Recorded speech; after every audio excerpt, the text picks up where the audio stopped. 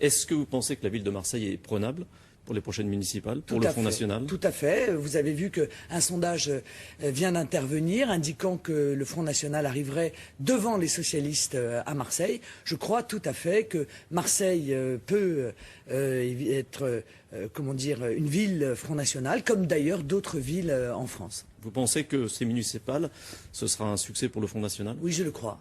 Je le crois. Les grandes villes vont passer au Front National, selon vous? Oui, enfin, des grandes villes ou d'autres villes. Ce qui est important, c'est qu'il y ait des villes, qu'il y ait des centaines de conseillers municipaux du Front National, car incontestablement, aujourd'hui, nous sommes les seuls qui apportons une nouvelle vision dans la vie politique française.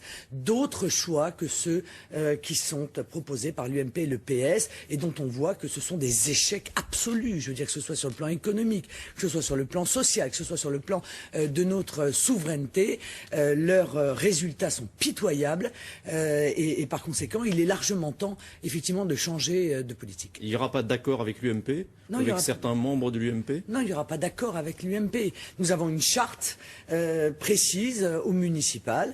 Nous pouvons éventuellement faire des listes communes avec des gens qui pourraient venir de la droite ou qui pourraient venir de la gauche, pour peu qu'ils soient d'accord avec les principes que nous défendons et qui sont inscrits justement sur cette charte. Autre sujet, le livret A.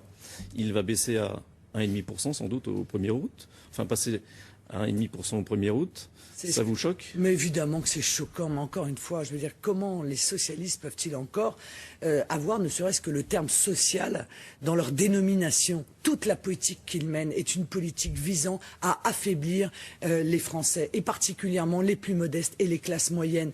Les retraités vont être les prochains sacrifiés sur la liste. On augmente l'électricité, on augmente le gaz, on augmente les billets de train, on baisse le livret A. Cette politique est une politique scandaleuse. D'abord, elle est injuste et en plus, elle est inefficace, puisque cette politique d'austérité qui est appliquée en France et qui a été appliquée en Espagne, au Portugal, en Grèce, eh bien, ne règle pas le problème de la dette. C'est une politique qui aggrave les déficits et qui aggrave la dette.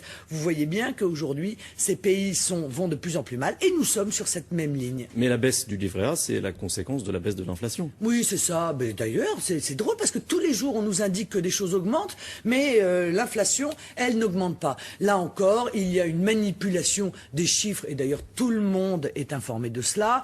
Exactement d'ailleurs comme quand on a eu l'euro.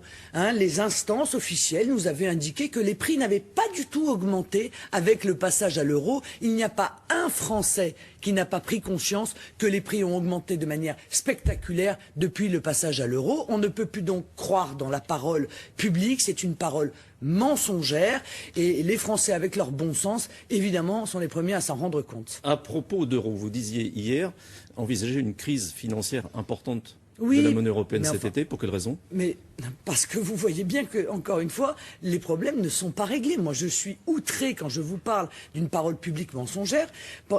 Tous les 3 mois, Nicolas Sarkozy est venu nous dire que la crise était derrière nous. Tous les 3 mois, François Hollande vient nous dire que la crise est derrière nous. La crise n'est pas derrière nous. La crise, elle est devant nous.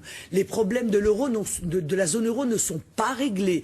Et le moindre indicateur mauvais peut à nouveau entraîner une perturbation grave des marchés financiers, du même type que ceux que nous avons vécu il y a 2 ans au mois d'août. Bon, par conséquent, rien n'est réglé et rien ne sera réglé. Mais pendant ce temps-là, les pays, eux, et les peuples souffrent.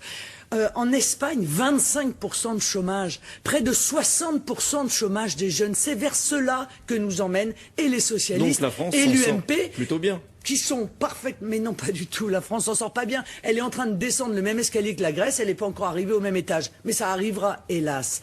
Et l'UMP et le PS proposent de continuer dans cette politique dont aujourd'hui on ne peut que constater qu'elle ruine notre économie, qu'elle ruine nos retraités, qu'elle crée un chômage de masse. Est-ce qu'on va cesser avec cette politique, oui ou non? Il y a quand même un plan d'investissement qui a été décidé par Jean-Marc Ayrault.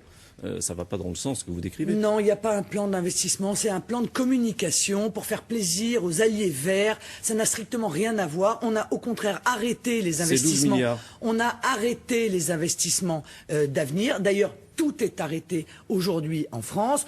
On continue à ouvrir totalement les frontières et on vient de commencer les négociations en catimini d'un accord de libre-échange avec les États-Unis qui va ruiner notre agriculture et notre défense nationale. Voilà ce qui va se passer. Plutôt que de mettre en place un protectionnisme intelligent à nos frontières, on fait exactement l'inverse. Je dis donc que le gouvernement, avec l'accord de l'UMP, met de l'huile sur le feu qui ravage notre économie. On parlait des municipales, il y aura aussi l'année prochaine les européennes. Là, quel est votre objectif? Notre objectif, c'est d'arriver en tête. Et je crois que tous les Français doivent aller voter à ces européennes pour dire qu'ils sont en désaccord avec une Europe qu'on leur a imposée. Car en 2005, ils avaient dit non à tout ça.